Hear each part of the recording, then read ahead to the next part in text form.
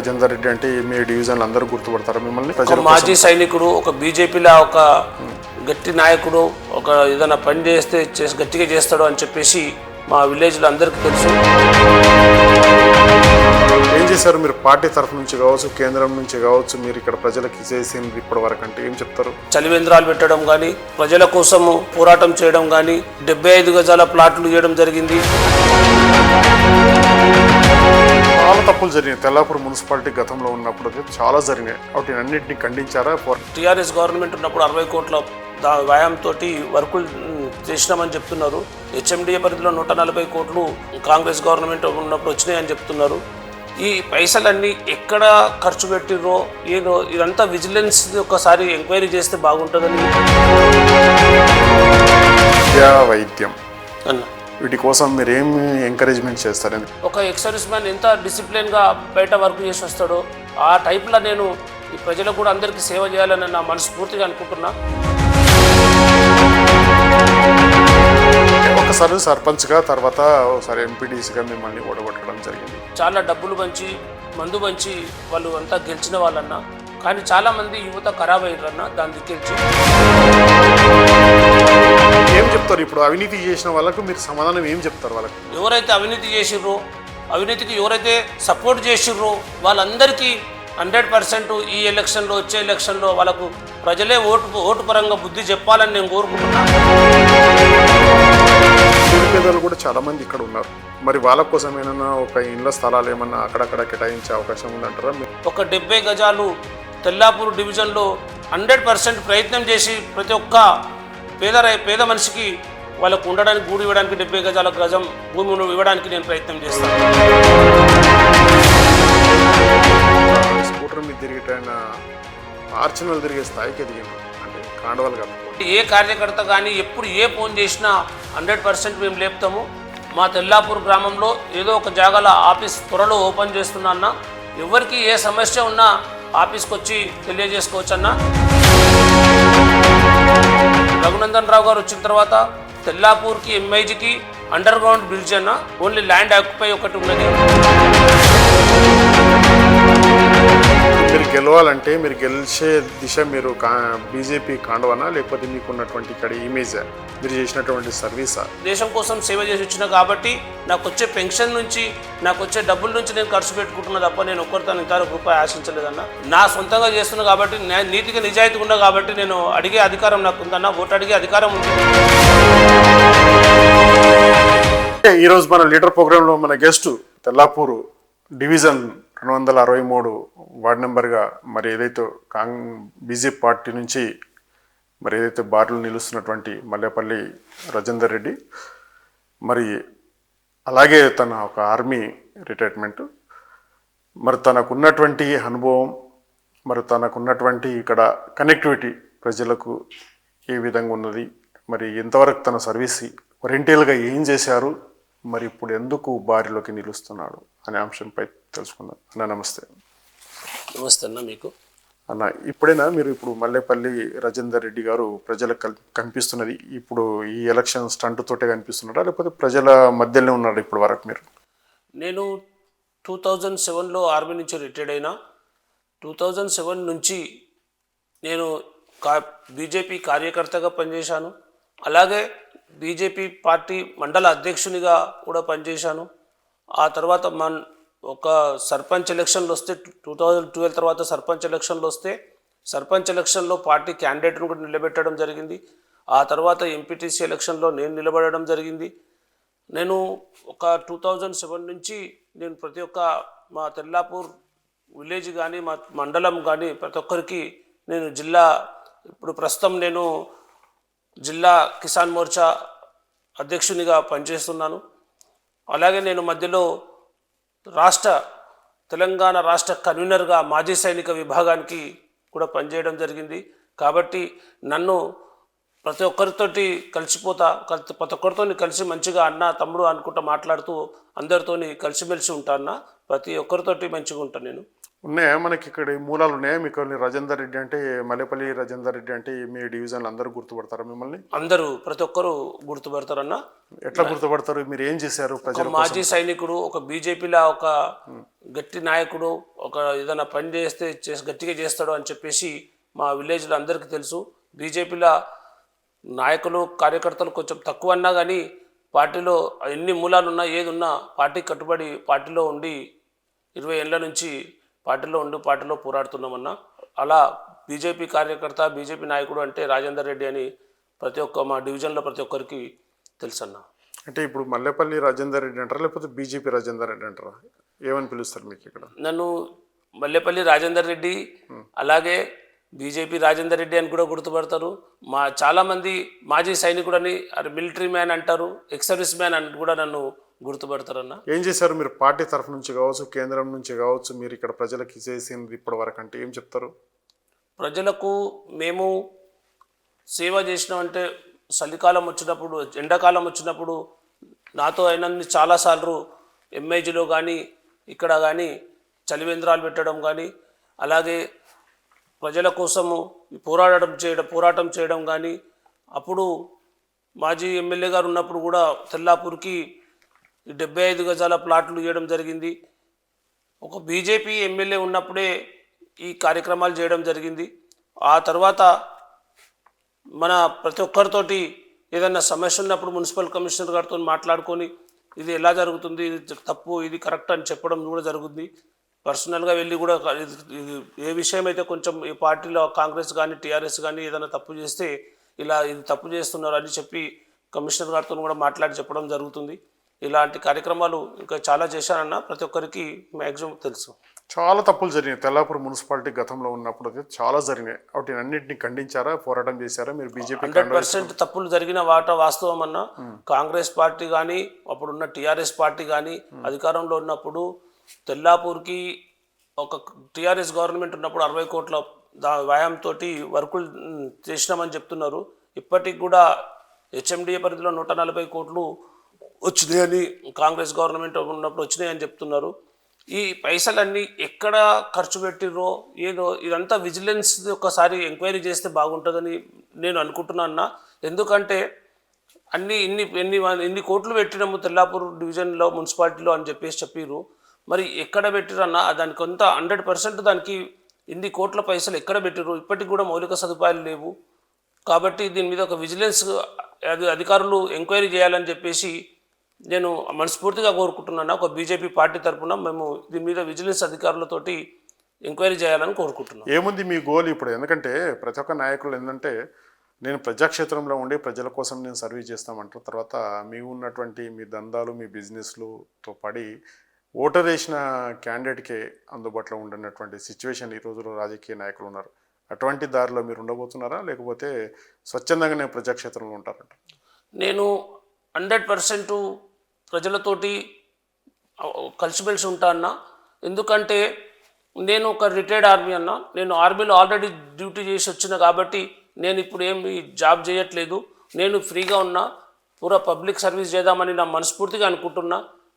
100% నేను పబ్లిక్తోనే ఉంటా, పబ్లిక్తోటే పనిచేస్తాను. పబ్లిక్కి సేవ చేయడానికే నేను ముందుకు రావాలని అనుకుంటున్నా. ఈసారి మీ అందరి సహకారం ఉంటే ఈసారి వచ్చి ఒక్కసారి ఒక ఎక్స్ సర్వీస్ మ్యాన్కి ఒక్కసారి ఇచ్చి చూడండి. మీరు అందరూ 100% ఒక ఎక్స్ సర్వీస్ మ్యాన్ ఎంత డిసిప్లిన్గా బయట వర్క్ చేసి వస్తాడో ఆ టైప్లో నేను ఈ ప్రజలకు కూడా అందరికీ సేవ చేయాలని నా మనస్ఫూర్తిగా అనుకుంటున్నా.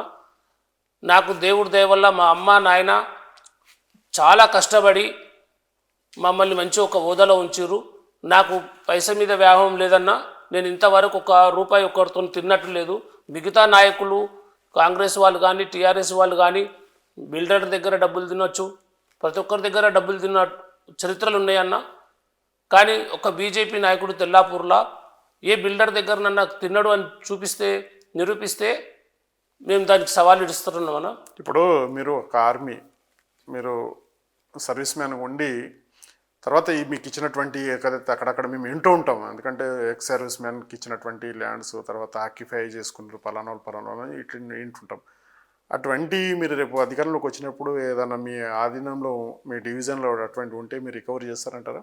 100% అన్న. మాజీ సైనికులకు ఇచ్చిన ల్యాండ్స్ కానీ మాజీ సైనికులకు ఇచ్చిన ప్లాట్స్ కానీ ఎక్కడైనా ఉన్నా నేను మా మాజీ సైనికుల కోసం కూడా ఎక్కడున్నా సరే వాళ్ళకు సపోర్ట్గా ఉండి వాళ్ళకు సాయం చేయడానికి నేను 100% వాళ్ళకు ముందుంటాను. ఎందుకంటే నేను ఇప్పుడు ప్రస్తుతం మాజీ సైనిక విభాగ్కి సంగారెడ్డి జిల్లా ఉపాధ్యక్షుని కూడా అన్నా. నేను మా సంగారెడ్డి జిల్లాలో కానీ మన రాష్ట్రంలో కానీ ఎక్కడైనా మాజీ సైనికునికి ఏదైనా సమస్య వచ్చినా నేను దానికి ముందుండి పోరాడడానికి ప్రయత్నం చేస్తాను. ఓకే, ఒకసారి సర్పంచ్గా తర్వాత ఒకసారి ఎంపీడీసీగా మిమ్మల్ని ఓడగొట్టడం జరిగింది. సర్పంచ్గా నేను నిలబడలేదన్నా, అంటే క్యాండిడేట్ని పెట్టేశారు, అంటే మీ ఫ్యానల్గా మీరు నిలబెట్టారు, ఓడగొట్టడం జరిగింది. ఎందుకంటే మీరు అప్పుడు గ్రౌత్లో మీరు ప్రజాక్షేత్రంలో లేరనా, లేకపోతే మీ మీద ఏమైనా కష ఉండేనా? అన్న మీకు మా పార్టీ కార్యకర్త మేము ఒక ఏ కార్యకర్తకు కానీ ఎవరికి కానీ మేము ఒక రూపాయి ఇచ్చి ఒక మందు దాపి ఒక డబ్బులు ఇచ్చి మేము ఇంతవరకు ఎక్కడ ఓట్లు అడగలేదన్నా.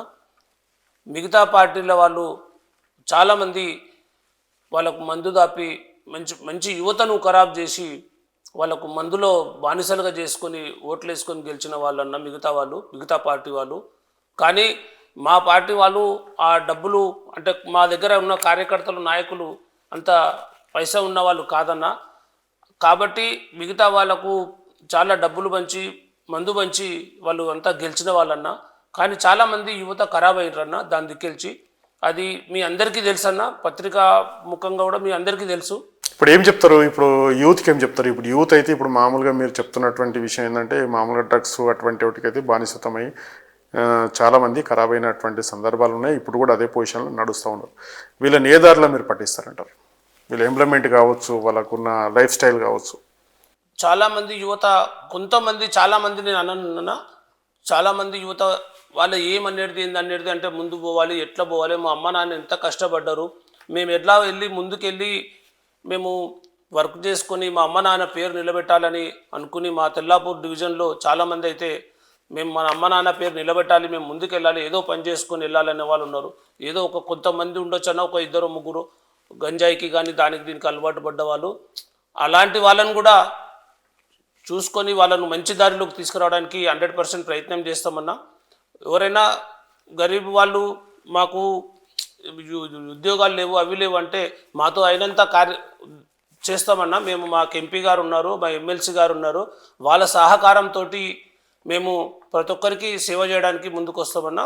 వాళ్ళకు ఉద్యోగాలు కూడా ఏమన్నా చిన్న మాతో అయినంతగా 100% ప్రయత్నం చేసి వాళ్ళకి ఏదో ఒక దగ్గర ఉద్యోగాలు చిన్నగా ఎక్కడో కంపెనీలోనో ఎక్కడో ఒకసారి రోజుగారు ఇప్పించడానికి ప్రయత్నం చేస్తామన్నా.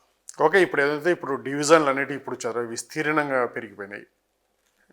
ఇప్పుడు దీనిలో మీరు చూస్తుంటే డ్రైనేజ్ కావచ్చు, స్ట్రీట్ లైట్ కావచ్చు, ఇవన్నీ ఒక పార్ట్ అయితే కొన్ని పరిసర ప్రాంతాల్లో ఆడుకోవడానికి ఆట స్థలాలు లేదు, యువకులకు లేకపోతే ఒక ప్లాట్ఫారం లేదు, లైబ్రరీ లేదు. ఇదంతా లేక కూడా యూత్ అనేది అడ్డదారిలో కూడా పోతా ఉన్నారు. దీనికి ఏమన్నా మీరు ఒక ప్లాట్ఫారం చేస్తారు? 100% మా ఎంపీ గారు మా ఎమ్మెల్యే గారితో మాట్లాడి మా తెల్లాపూర్లో 400 ఎకరాలు టెక్నోసిటీకి ఇవ్వడం జరిగింది. దాంట్లో నేను స్పోర్ట్స్ చాలా ఎంకరేజ్ చేస్తాను. నేను కానీ మా పిల్లలు కానీ మేమందరం కలిసి ఆడతాను. ఇప్పటికి కూడా నేను క్రికెట్ ఆడతా, బాస్కెట్బాల్ ఆడతా, అన్నీ ఆడతా. 100% నేను స్పోర్ట్స్కి ఎంకరేజ్ చేస్తా. ఒక 10 ఎకరాలు ఈ టెక్నోసిటీ నుంచి తీసుకొని 100% ఒక పెద్ద స్పోర్ట్స్ గ్రౌండ్కి ప్రయత్నం చేస్తాను. నా ఫస్ట్ నేను ఏదైనా చేయాలని అనుకుంటే మాత్రం 100% స్పోర్ట్స్కి జాగా తీసుకొని రావడం, మా యూత్కి, మా తెల్లాపూర్ డివిజన్ యూత్కి ఒక పెద్ద గ్రౌండ్ ఏర్పాటు చేసి డైలీ అక్కడ ఆడుకొని ఫిట్నెస్గా ఉండటానికి ప్రయత్నం చేయడానికి 100% ప్రయత్నం చేస్తాను. దీనికి మా ఎంపీ గారి సహాయము అలాగే మా ఎమ్మెల్సీ గారి సహాయం కూడా తీసుకొని వాళ్ళతో మాట్లాడి, మా ఎంపీ గారు కూడా చాలా మంచివారు, ఎమ్మెల్సీ గారు కూడా, వీళ్ళు సహకారం నాకు 100% ఉంటుందన్న. వీళ్ళందరం వాళ్ళతో మాట్లాడుకొని 100% ఒక 10 ఎకరాలన్నా కమ్సకం ఒక 10 ఎకరాలన్నా గ్రౌండ్ తీసుకోవడానికి ప్రయత్నం చేసి 100% దానికి కొట్లాడుతున్నా. దానికోసము ఒకవేళ మీ ప్రజలందరూ నన్ను సహకరించి నన్ను ముందుకు పంపిస్తే 100% కొట్లాడి దాని గ్రౌండ్కి ప్రయత్నం చేస్తున్నా. అంటే ఇప్పుడు గతంలో ఉన్నటువంటి లీడర్లు, గతంలో ఉన్నటువంటి పాలకులు కావచ్చు, ఇప్పుడు బిల్డర్ల నుంచి లేకపోతే ఇప్పుడు మీరు ఎక్కడి నుంచి అయితే వస్తున్నటువంటి ఏదైతే బిల్డర్ సిస్టమ్ ఏదైతే ఉందో వాళ్ళతోటి కుమ్మకై తర్వాత పొల్యూషన్ వాటరు మీ చెర్లకు పారదోళ్ళం అటువంటిది అన్నీ జరిగినాయి. ఇవన్నీ మీరు చూసినాయి. ఎంత జరిగిందో అవినీతి అంతకన్నా ఎక్కువ జరిగిపోయింది. ఇటువంటి ఒకటికి ప్రోత్సహించకుండా దీన్ని నిర్మూలించి దీనికి ఏమైనా రికవరీ చేసే ప్రయత్నం చేస్తారంటారా ఈ అవినీతిని? 100% అన్న, ఇది మీరు చెప్పింది 100% అవసరం, కరెక్టే. మేము అన్ని స్టార్టింగ్లోనే చెప్పినాను. 60 కోట్ల రూపాయలు టీఆర్ఎస్ గవర్నమెంట్ ఉన్నప్పుడు తెలుసు మున్సిపాలిటీకి ఫండ్ వచ్చింది. ఆ ఫండ్ అమౌంట్ ఏమైంది, దానికి విజిలెన్స్ ఎంక్వైరీ జరగాలని ఫస్టే చెప్పాను. యాక్చువల్ అయితే ఇప్పటి వరకు ఒక 4 ఏళ్ల నుంచి అయితే రోడ్ల వ్యవస్థ చాలా ఖరాబ్ ఉంది. అలాగే రోడ్లన్నీ గుంతలమయంగా అయినాయి, ఎక్కడ చూసినా ప్రాబ్లమ్స్ ఉన్నాయి. ఎప్పుడున్న టీఆర్ఎస్ కానీ ఇప్పుడున్న కాంగ్రెస్ కానీ రోడ్ల విషయంలో కానీ డ్రైనేజ్ విషయం కానీ ఇవి చాలా ప్రాబ్లం అయిందన్న. ఇవి అన్నీ ఒకవేళ చేయడం అంటే నాతో అయినంత నేను కష్టపడి ఇవన్నీ కొట్లాడి చేయగలుగుతాం. మీ అందరి సహకారం ఉంటే 100% వీళ్ళతో కొట్లాడి పనిచేయడానికి ముందుకు వస్తున్నా. అలాగే ఇంకోటి లైబ్రరీ కానీ తెల్లాపూర్ డివిజన్లో 4 విలేజ్లు ఉన్నాయి. 4 విలేజ్లకు లైబ్రరీలు కానీ ప్లస్ స్పోర్ట్స్ గ్రౌండ్స్ కానీ ఇవన్నీ తీసుకురావడానికి అయితే ప్రయత్నం చేస్తున్నా. ఇంకా మిగతాది ఏంటంటే ఇప్పుడు ప్రధానంగా కావాల్సింది విద్య, వైద్యం అన్న. వీటి కోసం మీరు ఏమి ఎంకరేజ్మెంట్ చేస్తారు? ఎందుకంటే వైద్యం కావచ్చు, ఎందుకంటే కొన్ని ప్రాంతాలలో చూపించుకునేటువంటి పరిస్థితిలో వృద్ధులు ఉంటారు, వీళ్ళంతా ఉంటారు. అంటే వాళ్ళ కోసం మెడికల్ క్యాంపులు అటువంటి ఏమన్నా ఏర్పాటు చేసే అవకాశాలు ఉంటాయంటారు? అన్న 100% మెడికల్ క్యాంపులు చేస్తాం. ఈఎస్ఐ హాస్పిటల్ 100% తెల్లాపూర్ డివిజన్లో చాలా పెద్ద డివిజన్, ఇది చాలామంది ఉంటారు, చాలా పెద్ద ఏరియా కాబట్టి డబుల్ బెడ్రూమ్స్ కూడా ఇప్పుడు కొత్తగా స్టార్ట్ చేసిర్రు. కాబట్టి అక్కడ ఆ ఏరియాలో కానీ ఇక్కడ మన కొత్తూరు నగర్, ఉస్మాన్ నగర్లో కానీ ఆ ఏరియాలో కానీ ఒకటి తెల్లాపూర్లో కానీ ఒక మంచి ఈఎస్ఐ హాస్పిటల్ లాగా ఆర్సీపూర్లో ఉంది. అలాంటి హాస్పిటల్ తెచ్చి కేంద్రంలో ఉన్న బీజేపీ గవర్నమెంట్ ఉంది కాబట్టి 100% మా ఎంపీ గారు సహకారం తీసుకొని ఈ యొక్క ఈఎస్ఐ హాస్పిటల్కి కూడా ప్రయత్నం చేస్తానని కోరుతున్నాను. కేంద్రంలో గవర్నమెంట్ ఉన్నప్పటికీ కూడా మీ పథకాలు అనేవి ఇక్కడ ప్రజలకు అసలే తెలియదు. ఎందుకంటే ఏం చేస్తున్నాయి పథకాలు, మీరు ఏమి ఇస్తున్నారో ప్రజలకు అనేది కనుమరుగైన పరిస్థితి. ఎందుకంటే మీరు ఇస్తున్నమాట వాస్తవమే, కానీ ప్రజలకు తెలియడం లేదు. అది మీరు ఫోకస్ చేయడమా, చేయకపోవడం విఫలమా, లేకపోతే ప్రచారం చేయకపోవడమా, ఎందుకట్లా నిర్వీర్యం జరుగుతుంది? అంతా రాష్ట్ర ప్రభుత్వం మేము ఇస్తున్నామని చెప్తా ఉంటారు. ఇప్పుడు ఎందుకంటే ఇందిరమ్మ ఇండ్లు కావచ్చు, తర్వాత లైట్లు, స్ట్రీట్ లైట్ కావచ్చు, తర్వాత ఇప్పుడు సీసీ రోడ్లు కావచ్చు, ఇవన్నీ చూసుకుంటే వాళ్ళ పేరే బ్రాండ్ అయిపోతుంది. బీజేపీ బ్రాండ్ అనేది కనుమరుగవుతుంది. ఏంటిది, ఎందుకు వస్తుంది ఆ సిచ్యువేషన్? ప్రతి కార్యకర్త, ప్రతి నాయకులకు అందరికీ తెలుసు, ఇప్పుడున్న సర్పంచ్ ఎలక్షన్లు కూడా ఎంత తొందరగా పెట్టడానికి గల కారణం ఏంటంటే సెంట్రల్ గవర్నమెంట్ మార్చి వరకు ఆ ఫండ్ రిటర్న్ తీసుకుంటుందని చెప్పేసరికి తొందరగా ఎలక్షన్స్ పెట్టిర్రు. ఆ ఎలక్షన్లు ఎందుకు పెట్టారు అంటే సెంట్రల్ గవర్నమెంట్ నుంచి ఫండ్ వచ్చి రిటర్న్ పోతుందని చెప్పేసి ప్రతి సర్పంచ్ క్యాండిడేట్కు తెలుసు సెంట్రల్ గవర్నమెంట్ నుంచే ఫండ్ వస్తుందని.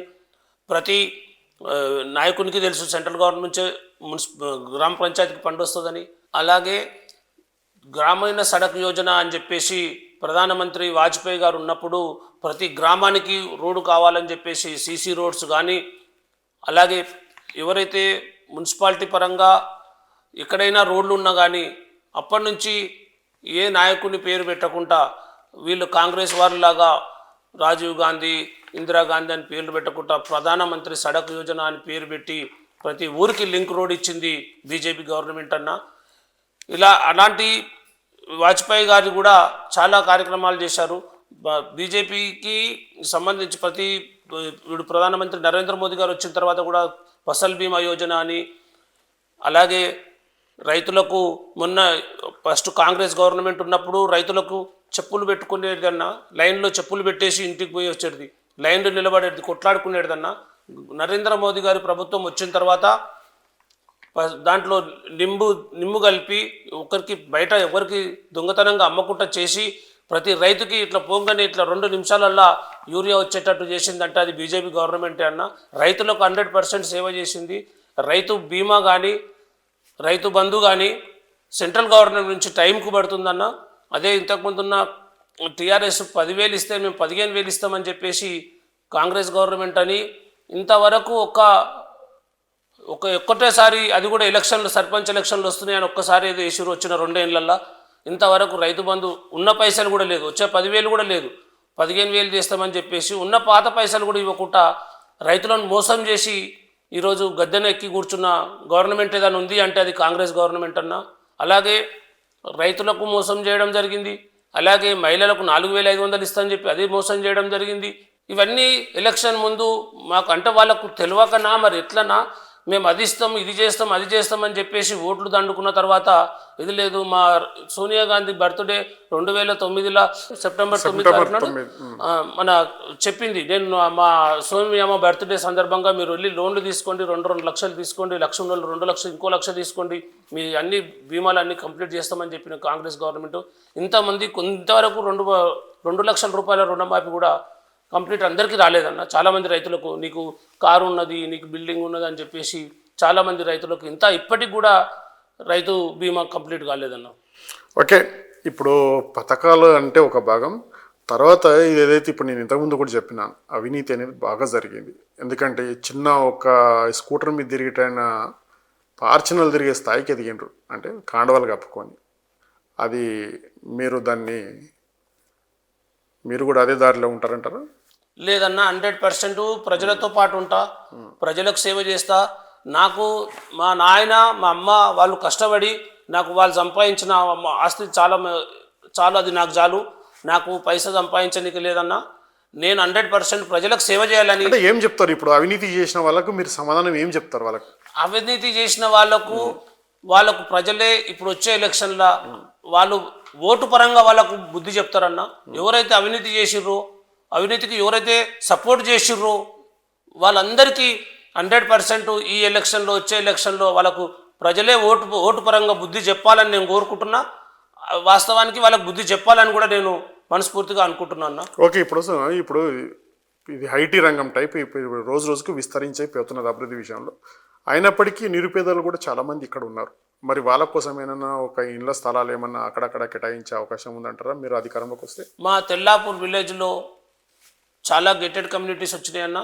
ప్రతి గేటెడ్ కమ్యూనిటీలో ప్రతి ఒక్కరితో మంచిగా కలిసిమెలిసి ఉంటూ అందరితో మంచిగా ఉంటామన్నా. అందరూ సహకారంతో అందరికీ ఏదైనా సమస్యలు వచ్చినా ఏది వచ్చినా అన్ని దగ్గరుండి చూసుకొని నాతో అయినంత నేను చేస్తున్నా. అలాగే రెండో విషయం ఏంటంటే, ప్రతి మా డివిజన్లో ఎంతమంది ఐటీ రంగ పనులు ఉన్నా కానీ కొంతమంది గరీబులు ఉన్న వాస్తవం అన్నా, వాళ్ళందరికీ మా డివిజన్లో ఎక్కడైనా గవర్నమెంట్ ల్యాండ్ ఉంటే కమ్సకం ప్రతి ఒక్క పేద మనిషికి వాళ్ళ కమ్సకం ఉండడానికి గూడు ఉండాలని చెప్పేసి కోరుకుంటూ వాళ్ళకు ఒక 70 గజాల వరకు మా ఎంపీ గారి సహకారంతో, మా ఎమ్మెల్సీ గారి సహకారంతో ఒక 70 గజాలు తెల్లాపూర్ డివిజన్లో 100% ప్రయత్నం చేసి ప్రతి ఒక్క పేద మనిషికి వాళ్ళకు ఉండడానికి గూడు ఇవ్వడానికి 70 గజాల భూమి ఇవ్వడానికి నేను ప్రయత్నం చేస్తాను. ఓకే, మీరు పెద్ద పెద్ద పదవులు అనుభవిస్తున్నారు. ఇప్పుడు మీ పార్టీ తరఫు నుంచి సెంటర్లో మీ ప్రభుత్వం ఉన్నది, తర్వాత ఎంపీ మీ క్యాండిడేటే, ఇప్పుడైతే ఎమ్మెల్సీ ఒక 1 year అట్లా రావడం జరిగింది. వీళ్ళ నుంచి ఏదైనా మీరు ఆర్థిక సాయం తీసుకొని మీరు తెల్లాపూర్కి ఏమన్నా ఫండింగ్ తీసుకొచ్చారా? నేను ఒక 20 ఏళ్ళ నుంచి 2007 నుంచి నేను బీజేపీలో, నేను ఆర్మీలోకి వచ్చిన తర్వాత నేను ఒక రాజకీయంలో ఉన్నాను. నాకు తెలిసిన వరకు ఒక ఎంపీ ఫండు బీజేపీ ఎంపీగా ఉన్న టైగర్ నరేంద్ర గారు తెల్లాపూర్లో పశువుల ఆసుపత్రికి కట్టించారు. అప్పుడున్న ఆ బీజేపీ ఎంపీ గారే అప్పుడు అది కట్టించారు. ఆ తర్వాత తెల్లాపూర్కి మొన్న లాస్ట్ ఇయర్లో 25 లక్షలు మా ఎంపీ రఘునందన్ రావు గారు వాళ్ళ సొంత ఫండ్ నుంచి తెల్లాపూర్కి అభివృద్ధి కార్యక్రమాలకు ఇవ్వడం జరిగిందన్న. ఇలా బీజేపీ గవర్నమెంటు, ఒకవేళ బీజేపీ నాయకులు ఎవరన్నా పదవిలో ఉంటే 100% సేవ చేయడానికి ఉంటారన్న. వాళ్ళకు అందరికీ, మా నాయకులందరికీ కూడా నేను నిజంగా వాళ్ళకు రఘునందన్ రావు గారికి, ఎమ్మెల్సీ అంజిరెడ్డి అన్న గారికి నిజంగా వాళ్ళకు చాలా వర్క్ చేస్తున్నారట. వాళ్ళకు కూడా మేము ప్రమాణం. అసలు రాజేందర్ రెడ్డికి తెల్లాపూర్ ప్రజలు, మీ డివిజన్ ప్రజలు ఎందుకు ఓటేయాలి? ఏం కాన్సెప్ట్ తోటి మీరు ప్రజల ముందుకు వెళ్తారు? అన్న, నేను ప్రతి ఒక్కరికి సుపరిచితుని, ఒక మాజీ సైనికుని, నేను ఒక డిసిప్లిన్గా ఉండొచ్చిన వాడిని. నేను ఒక రూపాయి ఎవరితో ఒక లాభపడి ఇట్లా చేయాలని కాదు, దేవుని దయ వల్ల గట్టిగా ఉన్నా. నాతోనైనంత నా రూపాయి నేను పెట్టుకొని, నా సొంత నిధులు, నా రూపాయితోటి నేను ఇప్పటికీ సేవ చేస్తూ వచ్చిన. అలాగే అదే ఉద్దేశంతో ప్రతి ఒక్కరికి సేవ చేయడానికి నేను వెళ్తా అన్నా. ప్రతి ఒక్కరికి సేవ చేస్తా, ఒక రూపాయి ఎవరిది ఆశించకుండా పనిచేయడానికి ముందుకు వస్తా. అలాగే స్పోర్ట్స్కి కానీ, అలాగే లైబ్రరీస్ కానీ, అలాగే 70 గజాల జాగా ఒక పేదవాళ్ళకు కానీ వీళ్ళందరికీ ఇవ్వడానికి నేను ప్రయత్నం చేస్తా. కాబట్టి నన్ను ఆదరించి ముందుకు పంపిస్తే అందరికీ మంచిగా పనిచేస్తా అని చెప్పేసి కోరుకుంటున్నా అన్న. అంటే మీరు ఇప్పుడైతే విలాలు ఉన్నారు ప్రజెంట్గా, అంటే ఒక కార్యకర్త కానీ లేకపోతే ఓటర్ కానీ ఇక్కడ రాలేని పరిస్థితి ఉంటారు. అంటే మీరు ఎక్కడన్నా ఆఫీసు అటువంటిది ఏర్పాటు చేసుకొని మీరు ప్రజాక్షేత్రంలో ఉండి ప్రజా సమస్యలు నిత్యంగా వినే ఓర్పు మీకు ఉందంటారా? 100% అన్న. నేను మా ఒక ఎక్స్ఎమ్మెల్యే గారు మాకు ఏం చెప్పారంటే, ఏ కార్యకర్త కానీ ఎప్పుడు ఏ ఫోన్ చేసినా 100% మేము లేపుతాము. ఒకవేళ ఏదన్నా స్నానం అనుకో ఎక్కడికి బయటికి వెళ్ళినా కానీ ఇమీడియట్లీ వచ్చేసి మిస్ కాల్ చూసుకొని ఫోన్ చేసి అంత మంచిగా ఉండే లేపేవాడిని అన్న. నేను 100% మా తెల్లాపూర్ గ్రామంలో ఏదో ఒక జాగాలో ఆఫీస్ త్వరలో ఓపెన్ చేస్తున్నా అన్న. ఎవరికి ఏ సమస్య ఉన్నా ఆఫీస్కి వచ్చి తెలియజేసుకోవచ్చు అన్న. నేను తెల్లాపూర్లో నాకు ఇల్లు ఉంది, నేను తెల్లాపూర్ వాసిని. నేను ఇప్పుడు మా ల్యాండ్స్ ఏదో డెవలప్మెంట్కి ఇచ్చి ఇక్కడికి రావడం జరిగింది. మేము ఉండేది చేసేదంతా తెల్లాపూర్లో అన్న. మా వాస్తవానికి తెల్లాపూర్ గ్రామవాసిని నేను, కానీ నేను గేటెడ్ కమ్యూనిటీలోకి వచ్చిందంటే మా ల్యాండ్స్ డెవలప్మెంట్కి ఇచ్చి ఇక్కడ విల్లాలోకి వచ్చినామన్నా. ఇది మేము కొన్నది కాదు, ఇది మా తాతలది, మా నాయనది. మేము ఏమి సంపాదించింది ఏం లేదన్న, మా నాన్న మా తాతలో సంపాదించింది లేదన్న. ఓకే, ఇప్పుడు ప్రధానంగా మీకు ఏం సమస్యలు కనిపిస్తున్నాయి మీరు? ఎందుకంటే మీరు రోజు ప్రజలు ఉంటారు, తర్వాత గ్రామంలో తిరుగుతూ ఉంటారు. ప్రధానమైన సమస్యలు ఏం కనిపిస్తున్నాయి మీకు మీ దృష్టికి? మెయిన్ ఇంపార్టెంట్ అన్న సమస్యలు రోడ్డు విషయంలో కానీ రోడ్స్ సరిగా లేవు. మెయిన్ ఏంటన్నా అవసరమైంది పబ్లిక్ అవసరమయ్యేది రోడ్డు కానీ లేకపోతే డ్రైనేజ్ కానీ. ఇంకోటి ఏంటంటే ఇది మన చెరువులు ఎంత కలుషితం అవుతున్నాయన్న. ఆ చెరువులు పక్క పడుతుపోతే మొత్తం వాసన వస్తుందన్న. తెల్లాపూర్ గ్రామంలో 3 చెరువులు ఉన్నాయి.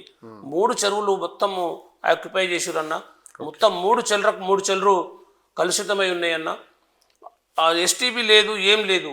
ఎస్టీబీ దానికి కమ్సకం ఒక ఎస్టీబీలు కట్టుకొని ఏదన్నా ఎన్ఓసి ఏదన్నా కమ్యూనిటీకి ఎన్ఓసి ఇచ్చేటప్పుడు మరి ఎలా ఎన్ఓసీలు ఇచ్చారో కమ్సకం వీళ్ళకి ఎస్టీపీ ఉందా, సేఫ్టీ ట్యాంక్స్ ఉన్నాయా లేదా చూసిరా లేదా.